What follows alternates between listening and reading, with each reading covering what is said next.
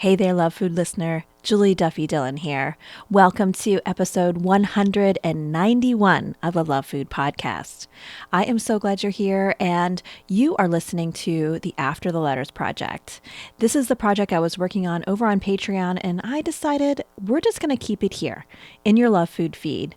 And as often as I can, maybe once a week, that's kind of my goal, I will be popping in here with quick and hopefully helpful tools to help you just explore different ways to do intuitive eating work or to promote body liberation. I hope you find them helpful. If you're new to the Love Food Podcast and this is your first episode, well, welcome. And this is just not the typical way that we usually do the episode. Typically, what we do is we get a letter from someone, a listener just like you, who writes a letter to food and explores their complicated relationship. And then me and sometimes a guest go through different options.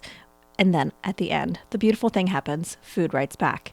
But the After the Letters project is this new venture that I'm putting in the Love Food feed, and I hope it helps you.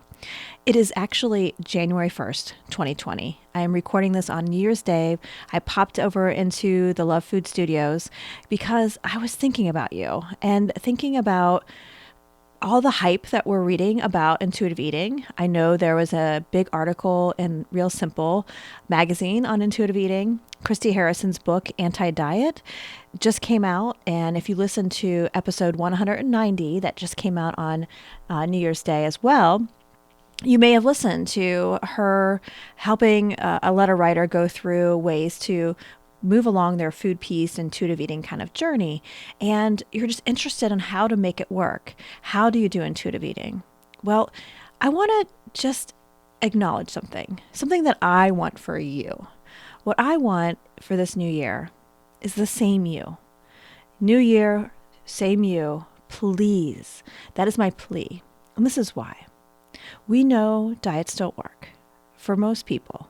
Maybe up to 95% of people find themselves just weight cycling, starting a diet, losing weight, and then gaining it all back within the first 2 years. And a third to 2/3 regaining even more than they lost to begin with, and then just going through that cycle again.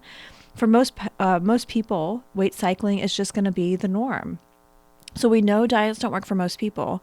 And also we know that everyone deserves to feel at home in their own skin, and diet culture robs us of that, especially for you listener who is in a body that is told is not acceptable or is marginalized, or if you're walking around fearful because of the skin you're in.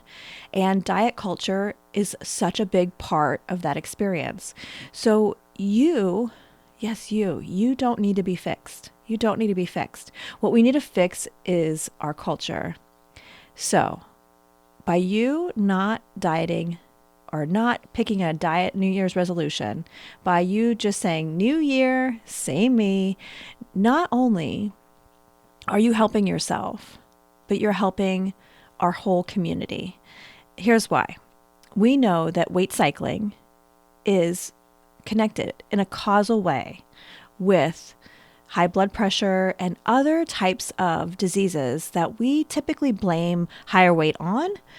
We know that weight cycling is a causal kind of thing with this. We don't know that about how much fat a person has on their body. That is just correlational. A relationship, yes, but causational, no.